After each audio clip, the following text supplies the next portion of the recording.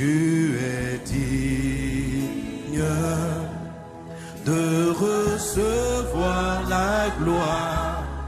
Tu es digne d'être loué. Je veux chanter, je veux chanter tes louanges, ô Jésus. Je veux louer ton sein.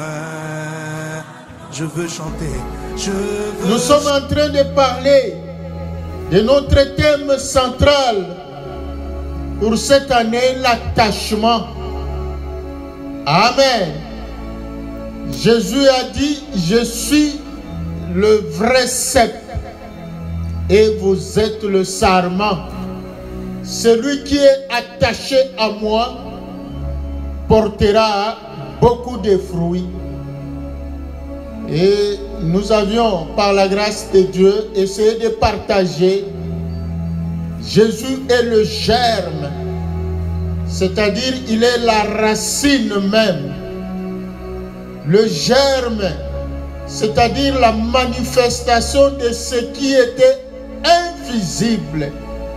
Le germe, ça montre aussi la restauration, parce que la graine qui était semée, elle a pourri.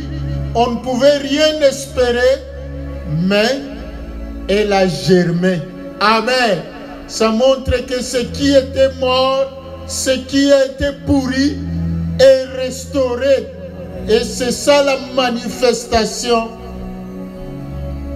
Et Jésus-Christ, il nous a rachetés, il nous a attachés à lui. Il nous a greffés, comme la Bible dit, à la postérité d'Abraham.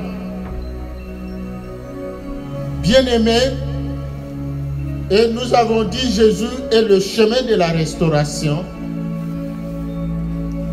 Jésus-Christ, il est le chemin de la vie. Jésus-Christ est le chemin de la droiture. C'est en Jésus-Christ que nous sommes justifiés. C'est en Jésus-Christ que nous apprenons à marcher dans la droiture, dans la justice. Et c'est en Jésus-Christ que nous sommes restaurés spirituellement, matériellement, physiquement, moralement. C'est en Jésus-Christ que nous avons retrouvé les ressources nécessaires pour la vie. Et aujourd'hui, nous voulons parler aussi donc des fondements de cet attachement-là. Fondements ou les bases de l'attachement, notre attachement à Jésus-Christ, c'est-à-dire ce en quoi notre attachement a un sens, ce sur quoi l'attachement est fondé. Donc les piliers de notre attachement en Jésus-Christ.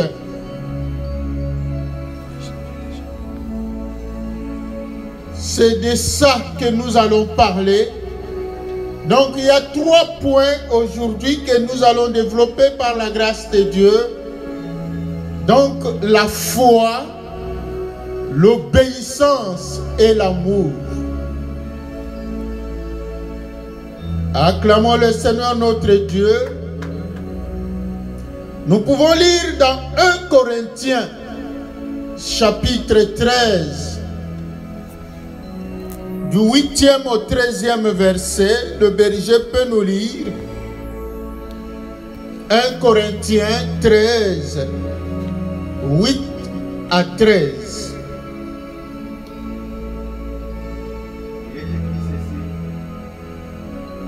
La charité ne périt jamais.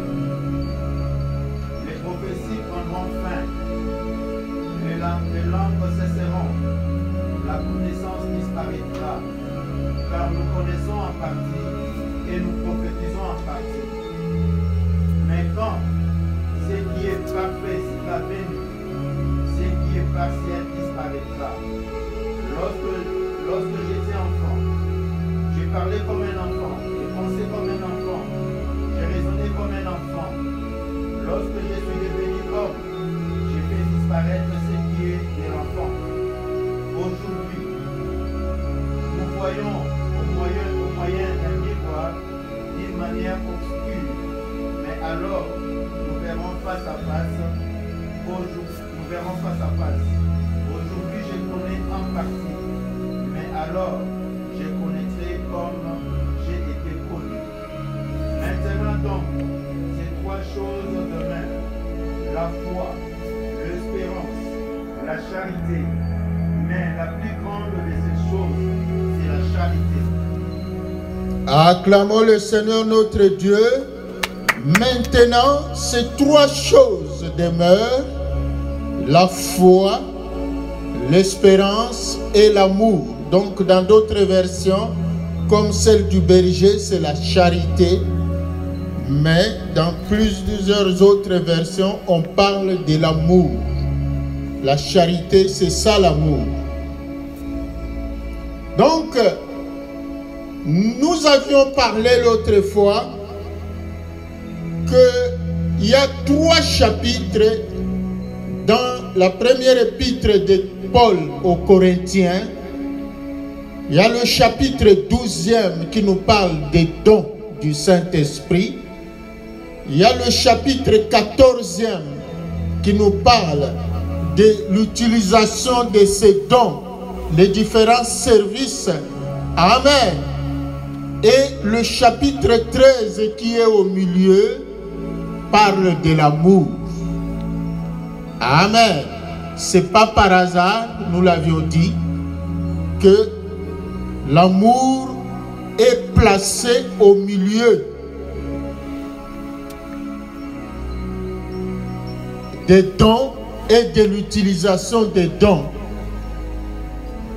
Dieu fait toutes choses pour un but. Donc, l'amour, c'est Dieu. Jésus-Christ est amour.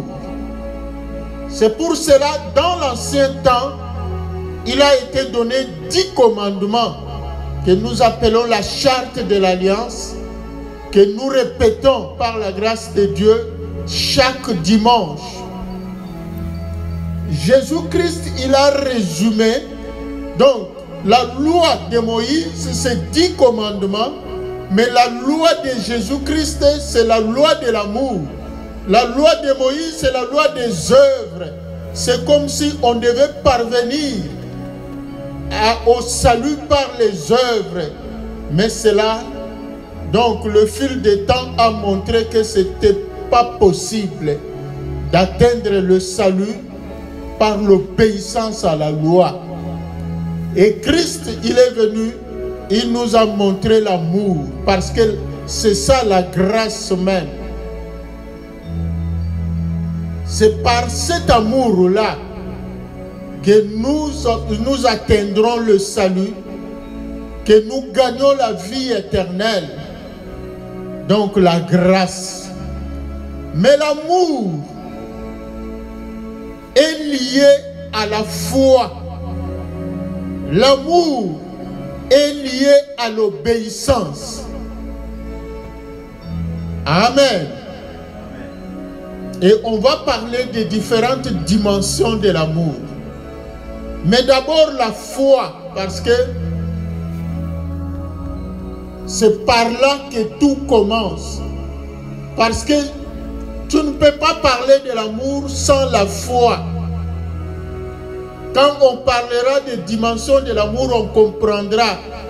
Parce que l'amour dont il s'agit ici, ce n'est pas l'amour dont tout le monde parle. On peut bien distribuer ses biens, mais si on n'a pas l'amour, donc c'est rien.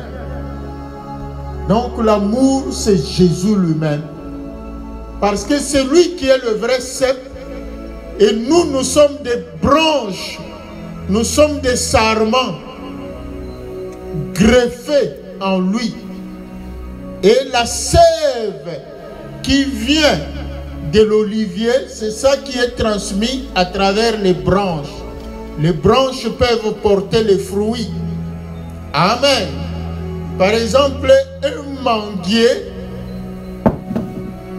le manguier a des branches. Et ce sont des branches qui portent les feuilles, les fruits.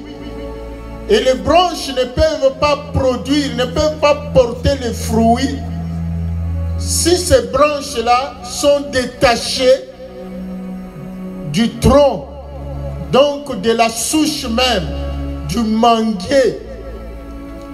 Donc c'est pour dire que les fruits que les branches portent, les branches ne sont que des porteurs de fruits, des feuilles, mais les branches ne produisent pas les fruits, les branches ne produisent pas les feuilles non plus.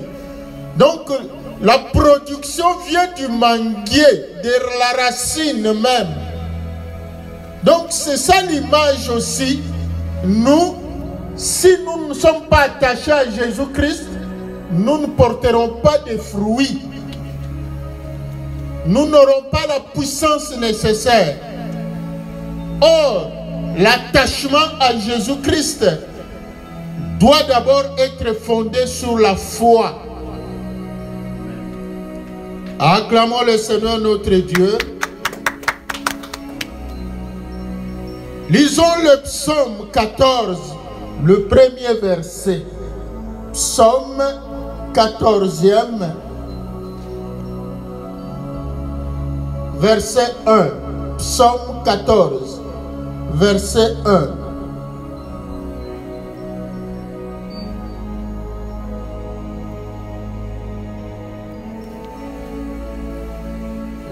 Oui, Tata Berger.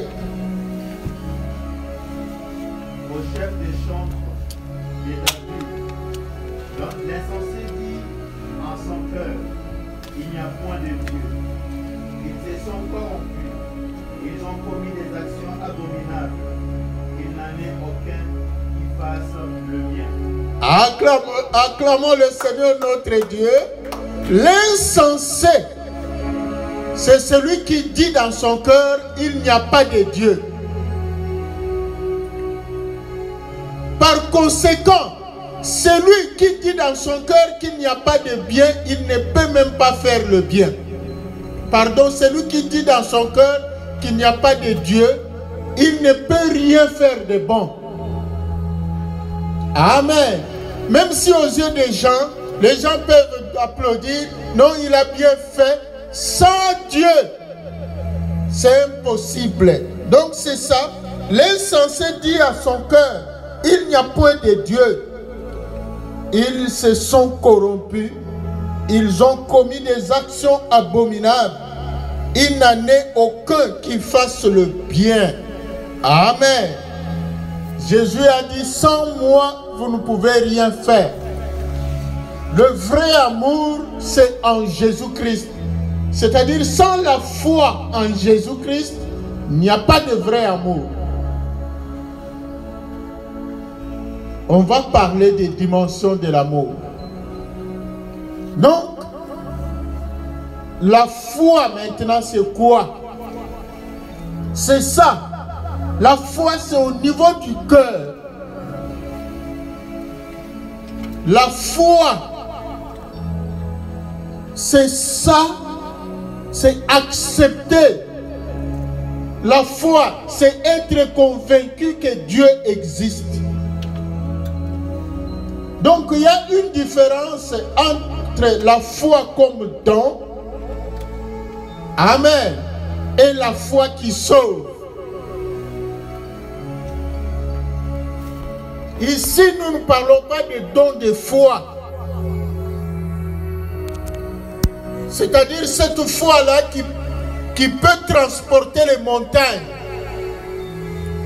Mais ici, nous parlons de la foi racine. La foi comme source de tout.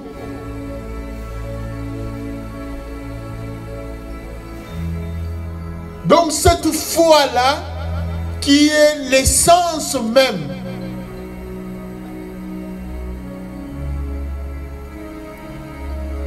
C'est de cette foi-là, quand on dit c'est par la foi que vous êtes sauvés, c'est différent de la foi. Un jour, Jésus, il a reproché ses disciples. Les disciples lui ont dit, Seigneur, en ton nom, nous avons chassé les esprits nous ont obéi. Mais ce cas ici, nous avons tout fait en ton nom, mais les esprits n'ont pas obéi. Amen. Jésus leur a reproché le manque de foi. Donc ça, c'est la foi comme don. Que nous demandons à Dieu, Seigneur, donne-moi le don de foi. Mais la foi dont il s'agit ici, c'est la foi qui sauve.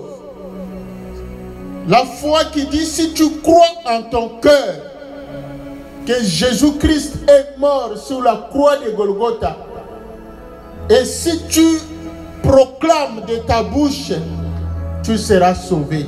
C'est cette foi-là. C'est-à-dire une foi, c'est-à-dire une acceptation. J'accepte que Jésus est mort pour moi. C'est ça la foi dont il s'agit ici. C'est pour cela qu'on a recouru au psaume 14, le premier verset, pour comprendre cette foi-là. Quelqu'un qui n'accepte pas que Dieu existe.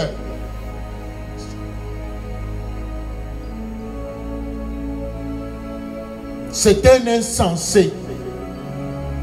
Donc la foi, c'est ça qui fait que nous existons en Jésus-Christ. Nous acceptons. J'accepte. Et ça, ce n'est pas Dieu qui doit te donner. Amen. Mais toi, c'est ton choix à toi. Le choix que tu fais. C'est pour cela que Jésus dit, je me tiens à la porte et je frappe. Si quelqu'un entend ma voix et ouvre, j'entrerai chez lui, je souperai avec lui et lui avec moi. Donc ce n'est pas un don de foi, parce que le don de foi on demande à Dieu. Mais ici Dieu te demande à toi de faire un choix. C'est ça la foi acceptation. Cette foi-là est comme une main qui te permet de saisir Jésus. Paul disait, j'ai gagné Christ. Amen. Dans d'autres versions, j'ai saisi Christ. C'est cette foi-là dont il s'agit ici. C'est comme ça qu'on parle de la foi d'Abraham. Parce que dans cette foi-là, il y a la notion d'obéissance. Donc dans la foi acceptation, il y a la notion d'obéissance. Et de la notion d'obéissance découle la notion d'amour.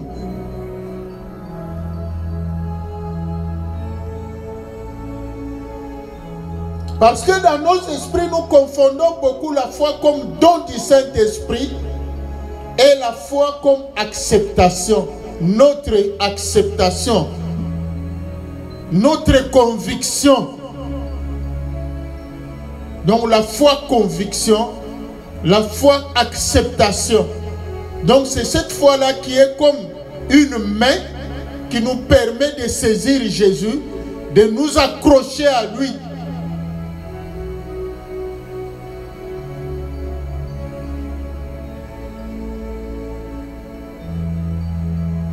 Cette foi-là est comme l'œil. L'œil qui nous permet de voir Dieu. Dieu qui est invisible. Mais toi, tu es convaincu qu'il est là avec toi. C'est cette foi-là. La foi qui est comme les oreilles, qui nous permet d'entendre la voix de Dieu. Quand quelqu'un t'observe, il te voit fou, folle. Quand quelqu'un t'observe, il te dit, mais où est ce Dieu-là? Dieu n'existe pas. Mais toi, tu vois Dieu. Toi, tu saisis Dieu. Toi, tu entends Dieu parler. C'est cette foi-là.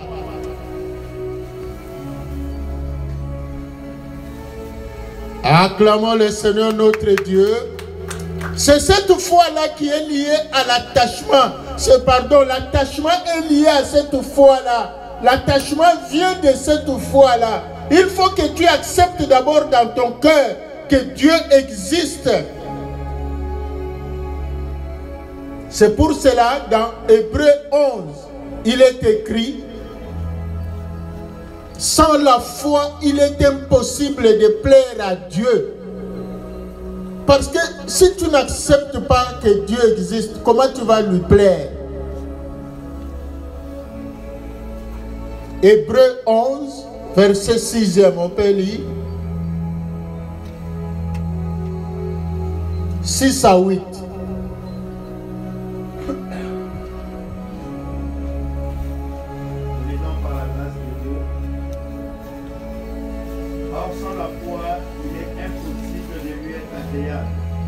Car il faut que celui qui s'approche de Dieu croit que Dieu existe et qu'il est le rémunérateur de ceux qui le cherchent. C'est par la foi que Noé, divinement averti des choses qu'on ne voyait pas encore et saisi d'une crainte respectueuse, construisit une arche pour sauver sa famille. C'est par elle qu'il condamna le monde et devint héritier de la justice qui s'obtient par la foi. C'est par la foi qu'Abraham, lors de sa vocation, obéit et parti pour un lieu qu'il devait recevoir en héritage et qu'il partit sans savoir où il allait. Acclamons le Seigneur notre Dieu. Donc c'est ça, c'est par la foi que Noé a fabriqué l'arche. Il ne voyait pas Dieu, mais il entendait Dieu lui parler. Voilà, fais ceci. Et dans son entendement, Noé ne pouvait pas comprendre comment fabriquer un bateau là où il n'y a même pas d'eau.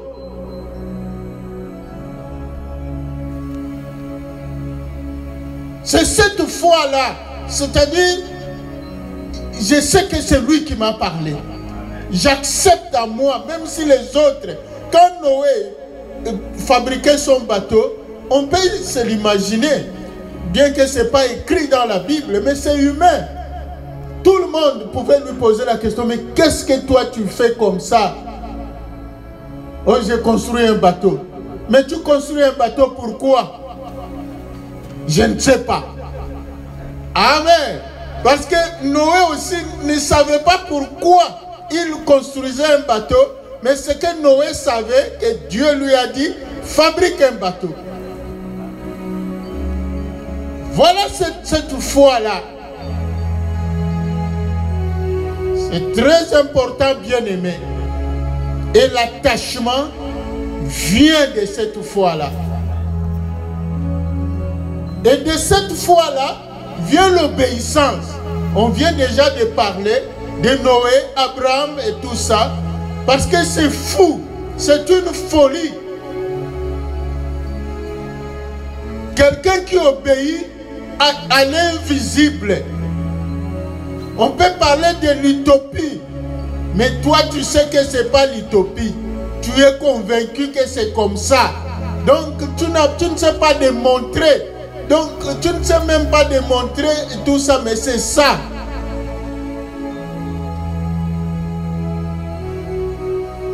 Noé a fabriqué le bateau.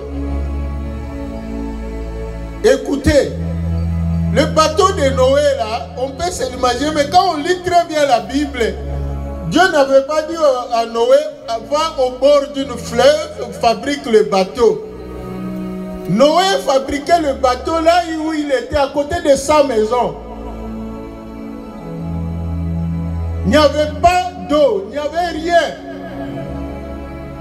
Mais il a fabriqué le bateau, il écoutait la voix de Dieu, les dimensions que Dieu lui a données, toute la forme, tout ça, il a fait.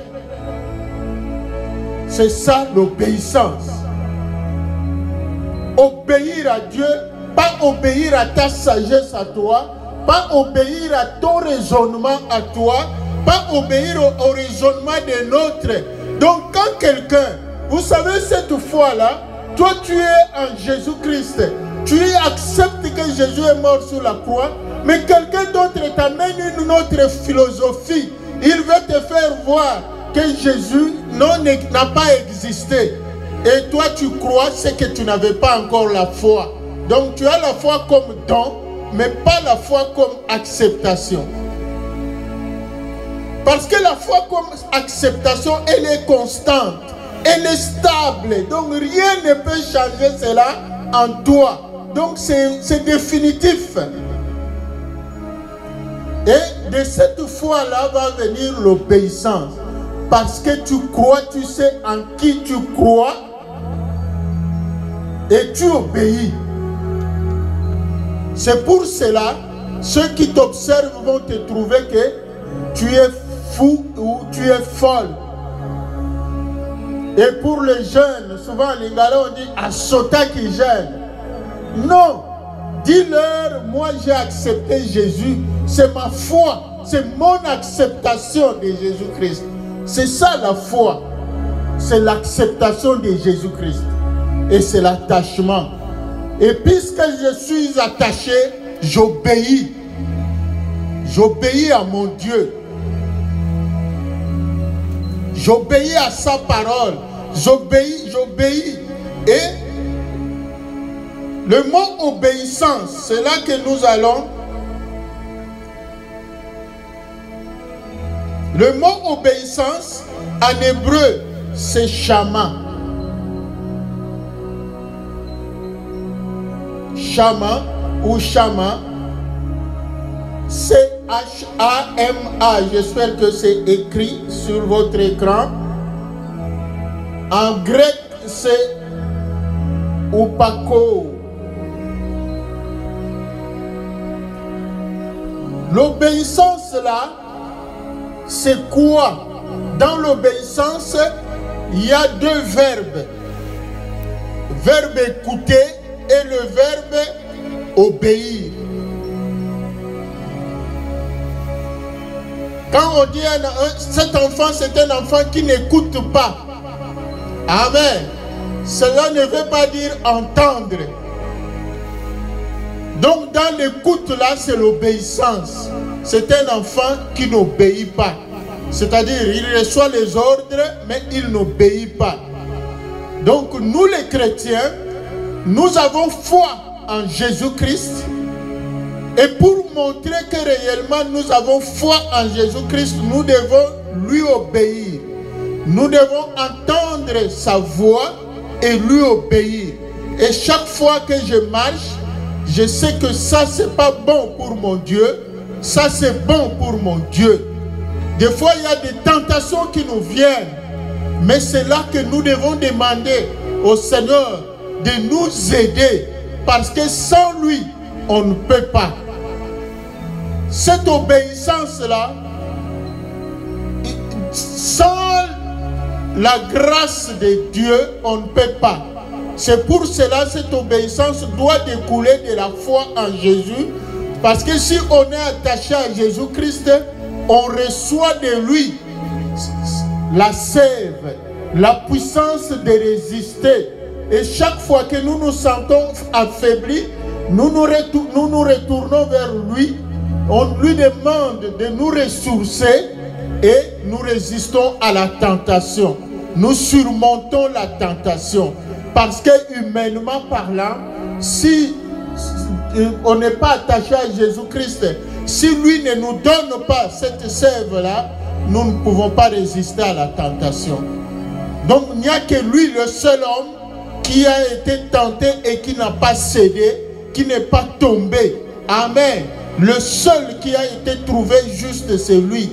Voilà pourquoi nous devons être attachés à lui pour pouvoir résister aussi aux tentations.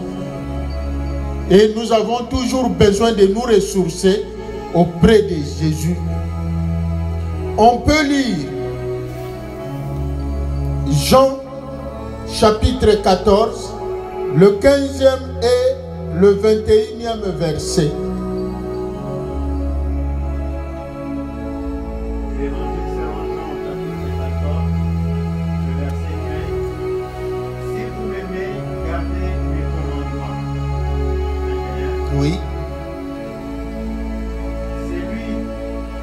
commandements et qui les garde, c'est lui qui m'aime.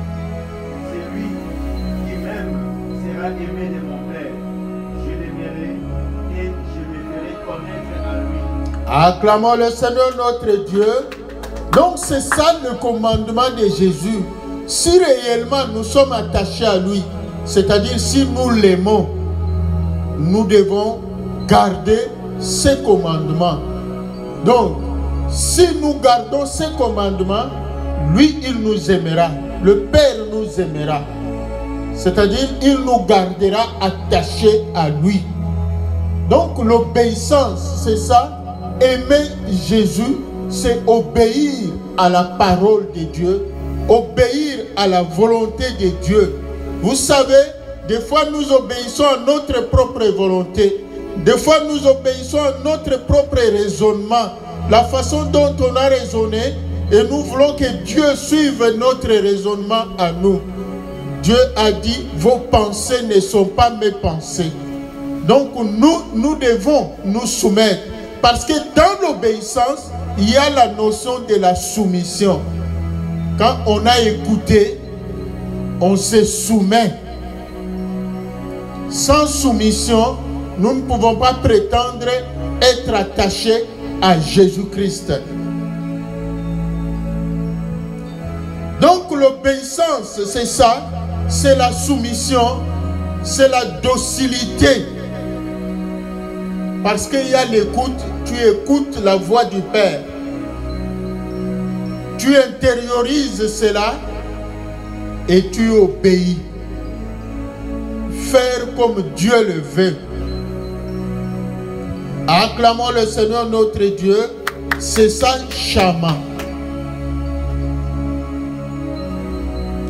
L'obéissance. Maintenant, nous arrivons à l'amour. Le troisième pilier de notre attachement, l'amour. L'amour de Dieu, l'amour du prochain. C'est ce que Christ a dit. Il a été dit aux anciens, œil pour œil, dent pour dent. Mais moi, je vous dis, aimez vos ennemis. Si ton ennemi a faim, donne-lui à manger. S'il a soif, donne-lui à boire. Ne rendez point le mal pour le mal, rendez le bien. Amen. Pour le mal. Donc, quelqu'un qui vous fait le mal, vous faites lui du bien. Et c'est là le grand défi pour nous les chrétiens. Et l'amour, il y a la dimension AAB. Donc, AAB. Donc, A-H-A-B-H. Là, c'est l'amour, par exemple, j'aime la nourriture.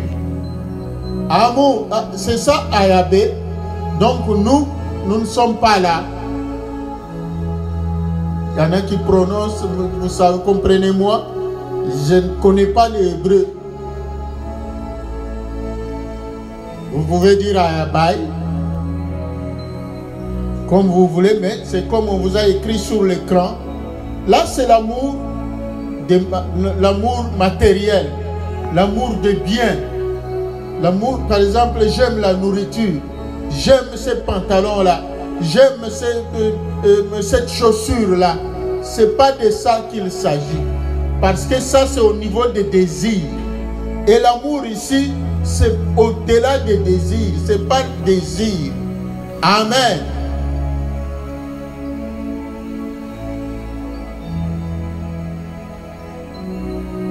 L'amour ici, il y a beaucoup de dimensions d'amour. On n'a pas beaucoup de temps.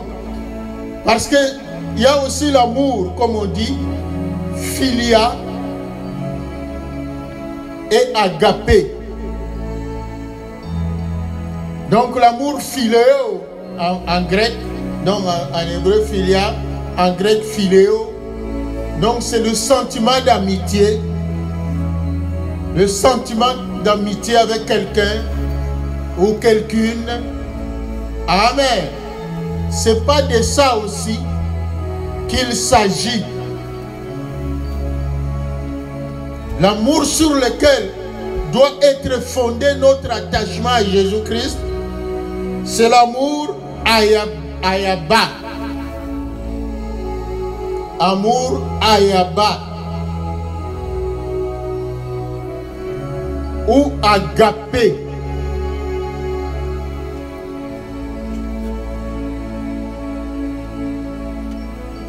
Amour ayaba. Nous lisons dans Ésaïe 63, le 9e verset. Ésaïe 63, le 9e verset.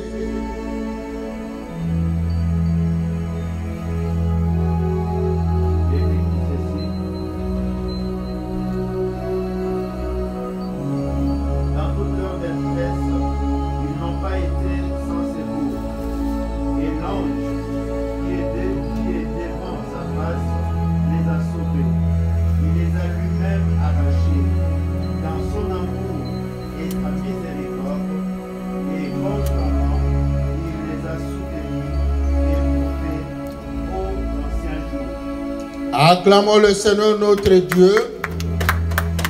Ésaïe 63. Je vais lire dans ma version.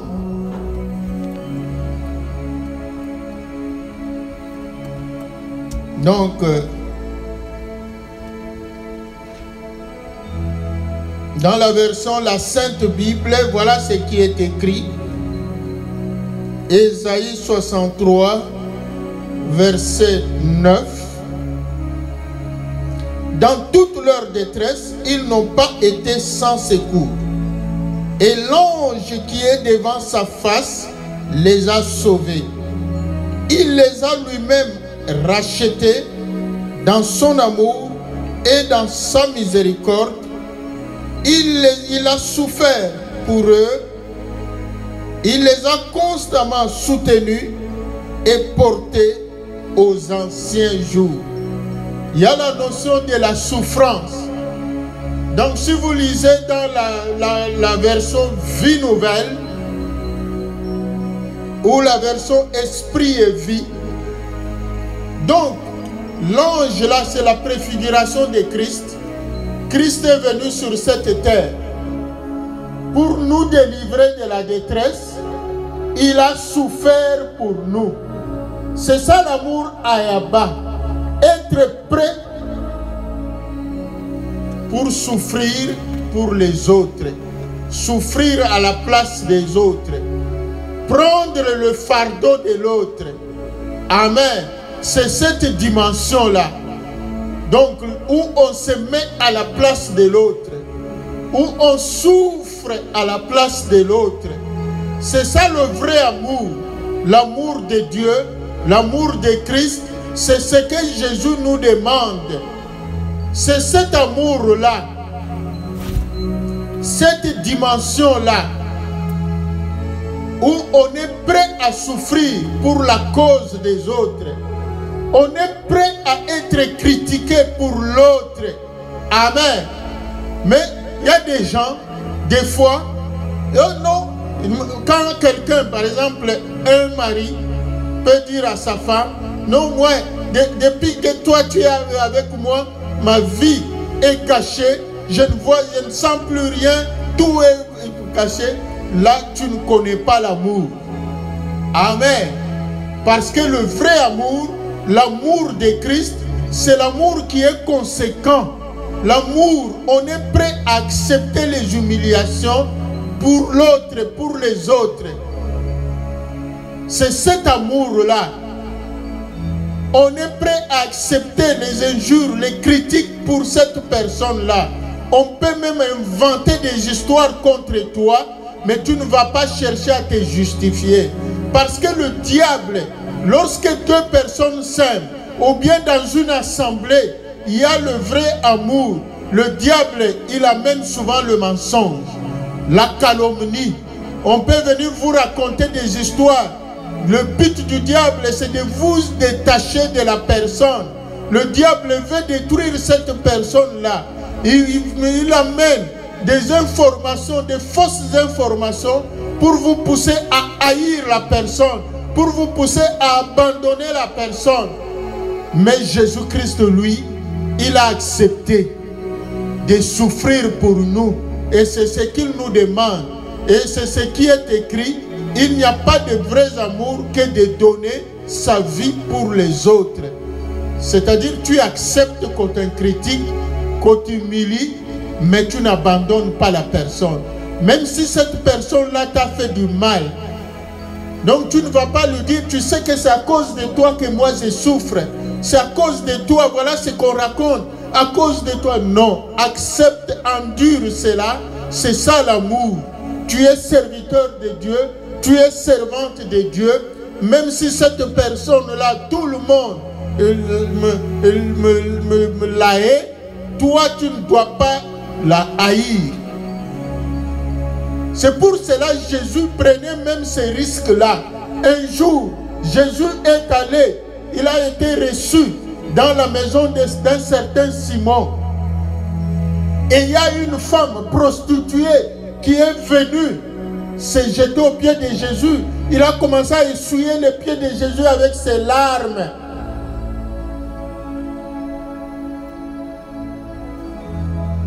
Et Simon a haï Jésus dans son cœur. Simon a commencé à dénigrer Jésus dans son cœur. Simon, même sa foi en Jésus-Christ a été bousculée. Simon a dit, ah, si cet homme était réellement un prophète, il allait savoir que cette femme est de très mauvaise vie.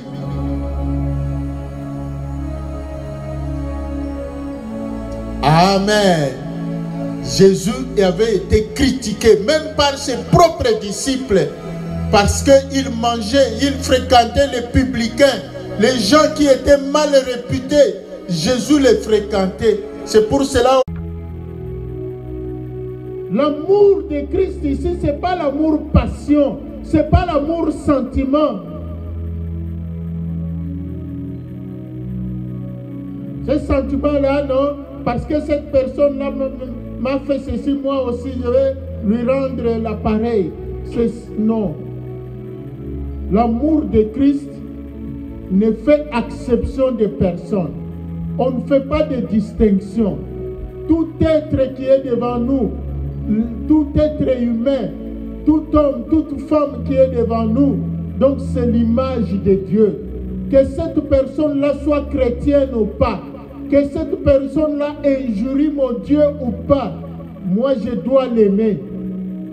Parce que Dieu n'a pas besoin que les gens le défendent. Des fois nous croyons que c'est légitime de haïr ceux qui critiquent Jésus-Christ. Vous savez, quelqu'un un jour m'a offert, m'a acheté, non, je t'achète ce livre. Il m'a donné un livre dans lequel il est écrit que Jésus, celui qui est mort sur la croix de Golgotha, ce n'est pas mon Jésus là. Donc le Jésus là, il avait fui, il s'était échappé. Il est allé même, il m'a montré même là où il est mort. Donc il s'était marié, il a eu des enfants. Donc quand tu lis ce livre là, si tu n'as pas les deux pieds en Jésus-Christ, tu vas haïr la personne. Tu vas dire, mais comment on est en train vraiment d'humilier mon maître? Non. Jésus a dit, celui qui péchera contre le Fils de l'homme, il lui sera pardonné.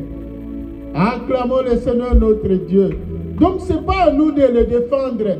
Il n'a pas besoin, puisque même quand il était lui-même vivant sur cette terre, il n'a pas voulu que quelqu'un le défende. Non. Il avait même reproché Pierre qui a coupé l'oreille d'un des assaillants. Donc c'est ça l'amour Ayabé. Ayabé est attaché à Essed. Donc les deux dimensions de l'amour là, Ayaba et Essed. Les deux dimensions, c'est ça que Jésus veut. C'est ce que nous devons avoir. Donc notre attachement à Jésus-Christ doit être fondé sur ces bases-là. La foi, de cette foi-là découle l'obéissance. De notre obéissance à Christ découle l'amour. C'est-à-dire, malgré moi, je pouvais haïr avec raison telle ou telle personne, mais Jésus-Christ me demande de l'aimer et j'obéis. Acclamons le Seigneur notre Dieu. Je pouvais me défendre, me venger ou venger mon frère, ma soeur, ma famille, mais Jésus-Christ m'interdit de me venger, j'obéis. C'est ça l'amour, dont les trois points sont interliés, interconnectés. Donc, la foi est liée à l'obéissance est liée à l'amour est lié à la foi. Acclamons le Seigneur notre Dieu, que Dieu nous aide, que Dieu nous garde en lui, parce que tout disparaîtra, mais l'amour seul demeurera. Voilà, nous invitons le berger pour nous conduire à un moment de prière.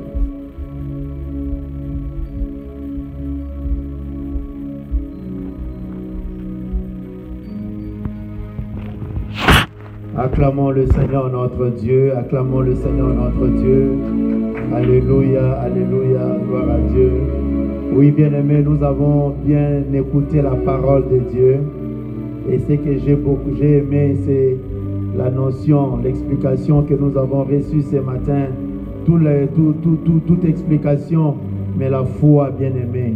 Oui, c'est pas, on ne la demande pas à Dieu cette fois-là, mais c'est toi-même qui dit à Dieu, Seigneur, je m'attache à toi, je t'accepte. Alléluia. Oui, pendant que la chorale nous chante le chant qui dit, je vais être comme Jésus. Oui, ce matin, tu peux renouveler aussi cette foi-là envers ton Dieu. Tu peux renouveler ton engagement avec le Seigneur. Si quelque part tu as trébuché, si une situation est venue te faire douter de ta foi, de ton appartenance à Christ, tu peux lui dire ce matin, Seigneur, fortifie-moi, je renouvelle mon engagement. Si quelque part tu as vu que dans ta marche avec le Seigneur, tu as perdu cette foi, ou cette foi-là a été, comment dirais-je, cette foi-là est refroidie ce matin, je vais être comme toi, Jésus. Tu as gardé la foi en Dieu durant toute ta vie sur cette terre. Je vais marcher comme toi et nous allons élever nos voix et pour prier. Alléluia. Le Seigneur est bon ce matin. Il t'étend la main. Par cette parole, le Seigneur t'étend la main. Il m'étend la main.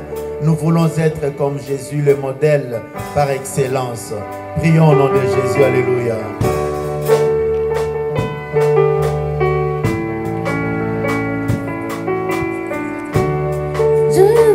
Être comme Jésus. Alléluia. Je veux être comme Jésus. Commence à parler à ton Dieu. Je veux être comme Jésus. Je renouvelle mon engagement envers toi. Je veux être comme Jésus. Toute toi demeure. Vie.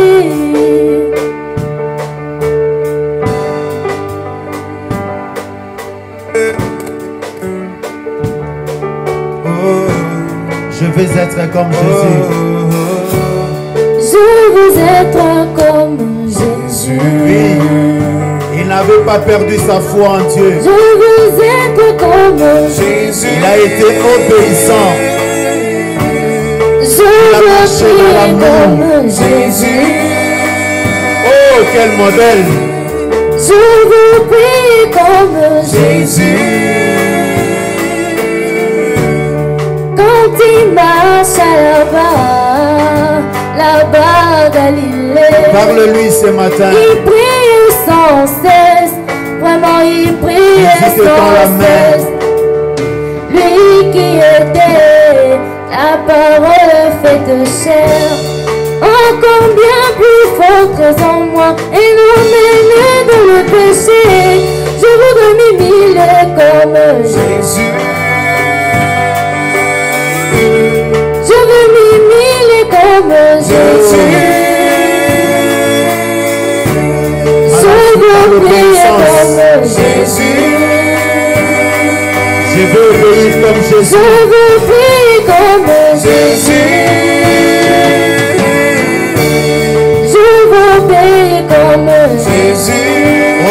veux obéir comme Jésus. Je veux obéir comme Jésus. Quand il marche là-bas, Galilée. Je veux aimer comme Il Jésus. priait sans cesse, vraiment il priait sans cesse. Lui qui était la parole faite chair. Un combien plus fort présent moi et non menu dans le péché. Je veux me brûler comme Jésus. Je vais m'humilier comme Jésus. Est-ce que nous pouvons dire je veux aimer comme Jésus? Je veux aimer comme Jésus. Je veux aimer comme Jésus. Je veux prier comme Jésus. Je veux prier comme Jésus. Oh Jésus, aide-nous à être, Je veux aimer comme à suivre Jésus. ton modèle. Toi, tu étais parfait. Je veux aimer Nous pouvons comme être de ton Jésus. chrétien, Seigneur. Je veux être comme Jésus. Oui, pendant que nous continuons à chanter, mais la Bible nous dit que le vouloir et le faire vient de Dieu. Le Seigneur peut nous aider dans la foi, dans l'obéissance. Il peut nous aider dans l'amour. Oui, quand nous regardons l'image de notre Seigneur et nous chantons ces chants tout simplement qui dit je vais être comme lui, c'est-à-dire je vais suivre, je vais copier le modèle de Christ. Seigneur, aide-moi à marcher dans l'amour agapé. Aide-moi à marcher dans l'obéissance, que je sois obéissant. La Bible nous dit, Christ a été obéissant jusqu'à la mort, jusqu'à la croix. Pendant qu'on l'a mené, il n'avait pas désobéi. Il a accepté le sang, il a accepté. Nous aussi ce matin, nous pouvons demander à Dieu de nous aider. Demande à Dieu de t'aider dans l'amour et dans l'obéissance. Prions dans le nom de Jésus. Alléluia. Alléluia. Oh Seigneur, merci. Toi seul, tu peux faire cela dans nos vies, Seigneur. Viens nous aider, Seigneur. Viens mettre en nous cet amour. Viens nous aider, Seigneur, à marcher dans l'obéissance. Oui, tu nous as parlé. Cette obéissance implique, Seigneur, la soumission, Seigneur. La soumission, Seigneur. Prier comme Jésus. Je veux prier comme Jésus. Quand il marche là-bas, Galilée, il priait sans cesse. Vraiment, il priait sans cesse. Lui qui était la parole faite chair. Un combien plus fort présent moi et non menu dans le péché. Je veux m'humilier comme Jésus. Je veux prier comme Jésus. Je veux obéir comme Jésus. Je veux aimer comme Jésus. Je veux aimer comme Jésus. Je veux aimer comme Jésus. Quand il marche là-bas, Galilée, il priait sans cesse. Vraiment, il priait sans cesse. Lui qui était la parole faite chair. Un combien plus fort présent moi et non menu dans le péché. Je voudrais prier comme Jésus. Je veux prier comme Jésus. Je veux aimer comme Jésus.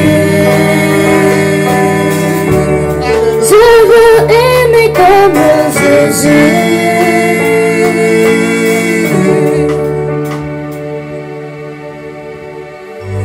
Acclamons le Seigneur notre Dieu. Alléluia.